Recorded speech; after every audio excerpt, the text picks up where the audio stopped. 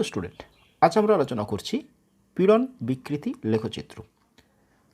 এই লেখচিত্রটা বুঝতে পারবো আমরা খুব সহজেই, এবং লেখচিত্রের প্রত্যেকটি বিন্দু কি কি ডিফাইন করছে, কি কি নির্দেশ করছে তা আমরা দেখব। চলে স্টার্ট।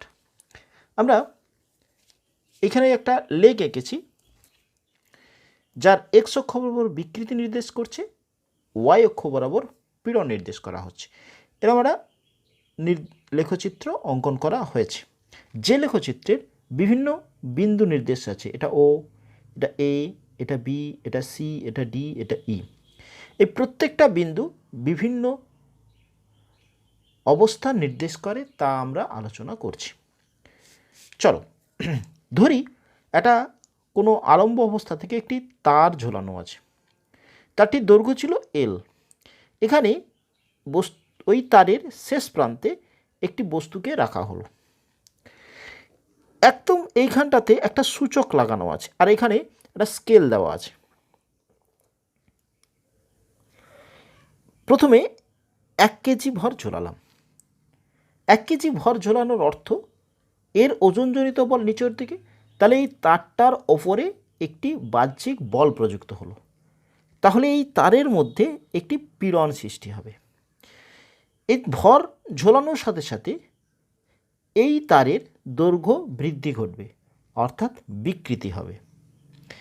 তাহলে 1 কেজি যখন ছিল তখন যে বলটা প্রযুক্ত হচ্ছে তাই পীড়ন, একক ক্ষেত্রফলে প্রযুক্ত বল পীড়ন।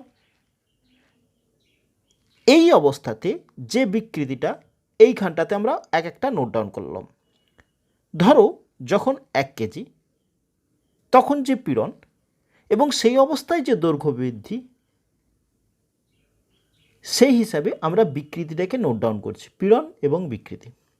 একটা ডাটা পেলাম, ভরটাকে আবার বৃদ্ধি করলাম, এখানে 1 কেজির পরিবর্তে 2 কেজি রাখলাম। এই যে 2 কেজি রাখলাম তখন যে বিকৃতিটা হলো সেটা আবার নোট ডাউন করলাম, এখানে প্লট করলাম। এবং এই প্লটটা করতে করতে দেখা যাবে ও বিন্দু পর্যন্ত পীড়ন এবং বিকৃতি এরা পরস্পরের সমানুপাতিক হচ্ছে। অর্থাৎ ও থেকে এ পর্যন্ত হুকের সূত্র মেনে চলবে। মানে আমি যদি 1 থেকে 2 করি তখন যে বিকৃতি হবে, আবার 2 থেকে 3 করলে বিকৃতিটা সেম হবে। অর্থাৎ নির্দিষ্ট হারে পীড়ন এবং বিকৃতি পরিবর্তিত হবে। তাই ও থেকে এ পর্যন্ত এটা কীরকম স্ট্রেট লাইন হচ্ছে, সরল রৈখিক হচ্ছে। এ বিন্দুতে যখন পৌঁছলো এই অবস্থায় যে পীড়ন এবং বিকৃতি, এই অবস্থা থেকে আমি যে ভরটা ঝুলিয়েছিলাম সেই ভরটাকে অপসারিত করলাম, তাহলে বস্তুটা ঠিক আগের অবস্থায় ফিরে এলো। ওকে, এরপরে আরও ভর বাড়ালাম, তখন দেখা যাচ্ছে যে পীড়ন এবং বিকৃতি এখানে যে সমানুপাতিক হারে পরিবর্তন হচ্ছিল, এখানে পরিবর্তনটা কিন্তু বি বিন্দু পর্যন্ত সেরকম আর পরিবর্তন হচ্ছে না। পীড়ন অল্প পরিবর্তনে বিকৃতিটা একটু বেশি হলো, অর্থাৎ সমানুপাতিক হারে হলো না। বি বিন্দু থেকে আমি এই বি বিন্দুতে গিয়ে যখন যতটা পীড়ন ছিল, অর্থাৎ যে বস্তুতে ভর ঝোলানো ছিল সেই ভরটাকে অপসারণ করলাম, এই অবস্থা থেকেও কিন্তু সে ঠিক পূর্বের অবস্থায় ফিরে এলো। এরপরে আরও ভর জোড়ালে সে কিন্তু আর পূর্বের অবস্থায় ফিরে আসছে না, অর্থাৎ বি থেকে ডি পর্যন্ত আর কিন্তু ভর অপসারণ করলেও সে কিন্তু আর পূর্বের অবস্থায় ফিরে আসছে না। তাহলে বি বিন্দু পর্যন্ত সে স্থিতিস্থাপক ধর্ম প্রদর্শন করছে। তাহলে বি বিন্দুটা কী হচ্ছে না, স্থিতিস্থাপক এ থেকে বি, অর্থাৎ এই পর্যন্তও কিন্তু স্থিতিস্থাপক সীমা থাকছে। ও থেকে এ পর্যন্ত পীড়ন বিকৃতি সমানুপাতিক, এ থেকে বি পর্যন্ত সমানুপাতিক নয়, কিন্তু বি বিন্দুটা স্থিতিস্থাপক সীমা নির্দেশ করছে। অর্থাৎ এই বিন্দু থেকে ভর অপসারণ করলেও সে ঠিক পূর্বের অবস্থায় ফিরে এলো। ঠিক বি থেকে ডি পর্যন্ত এই যে পয়েন্ট পর্যন্ত, এইখানে কিন্তু পীড়ন এবং বিকৃতির যে পরিবর্তনটা সেটা হয়, পীড়নটাকে অল্প পরিবর্তনে বিকৃতি অনেক বেশি হয়। এবং এই বিন্দু থেকে বি থেকে ডি পর্যন্ত বল অপসারণ করলে, অর্থাৎ ভরটাকে যদি তুমি অপসারণও করে দাও, তাহলে কিন্তু তার মধ্যে একটু বিকৃতি থেকে যায়, স্থায়ী বিকৃতি থেকে যাবে, একদম পূর্বের অবস্থায় ফিরে আসছে না। অর্থাৎ বি থেকে ডি পর্যন্ত স্থায়ী বিকৃতি থাকছে। স্থিতেও আমি স্থায়ী বিকৃতি একটা দেখিয়েছি, স্থিতে স্থায়ী বিকৃতি হচ্ছে। এইভাবে ডি বিন্দুতে পৌঁছালাম, অর্থাৎ ভরটাকে বাড়াতে বাড়াতে, অর্থাৎ পীড়ন বাড়াতে বাড়াতে ডি বিন্দুতে যখন পৌঁছবে, সেই অবস্থায় বস্তুটি বা তারটি ছিঁড়ে যাওয়ার উপক্রম হবে বা ছিঁড়ে যাবে। এই ডি বিন্দুটাকে বলা হচ্ছে কি অসহ্য ভার, অর্থাৎ ওই বিন্দুতে যে বস্তুতে পীড়ন সৃষ্টি হবে তার থেকে বেশি পীড়ন ও কিন্তু আর সহ্য করতে পারবে না, বা ভরটাকে আর সহ্য করতে পারবে না, তাই সেটাকে আমরা বলছি অসহ্য ভার।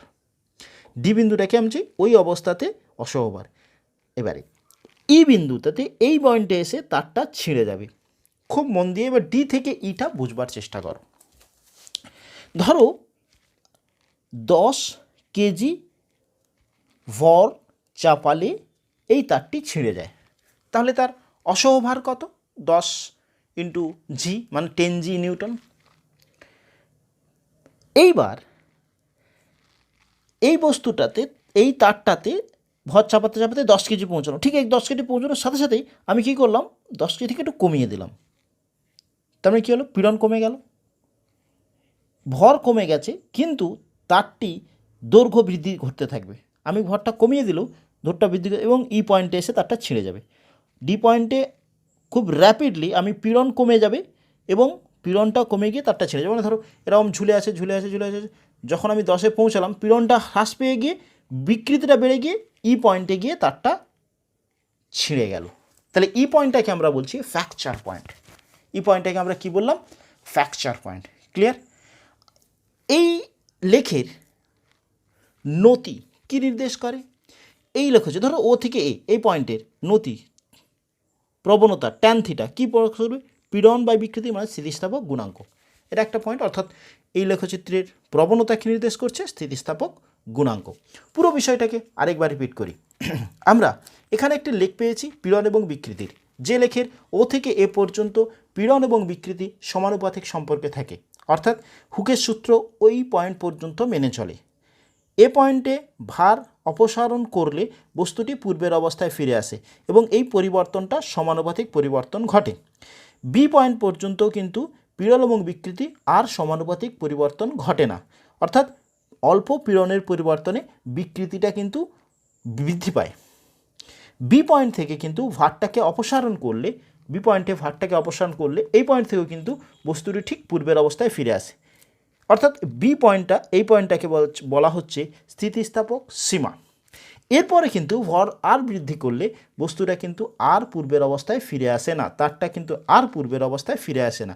বি থেকে ডি পর্যন্ত পীড়ন অল্প বল প্রয়োগ করে তার বিকৃতিটা অনেক বেশি ঘটতে থাকে এবং এই যে কোনো পয়েন্ট থেকে আমি ভারটাকে অপসারণ করলে তার কিন্তু একটা স্থায়ী বিকৃতি থেকে যায় বি থেকে ডি পর্যন্ত। ডি পয়েন্টটাকে বলা হচ্ছে অসহ্য ভার, অর্থাৎ এর সময় যে ভারটা চড়ালে বস্তুটি বা তারটি ছিঁড়ে যাবে সেই ভারটাকে আমরা বলছি অসহ্য ভার।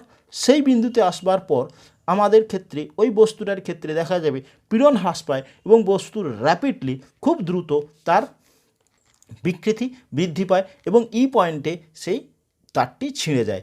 ই পয়েন্টটা হচ্ছে গিয়ে ব্রেকিং পয়েন্ট বা ফ্র্যাকচার পয়েন্ট। ওকে।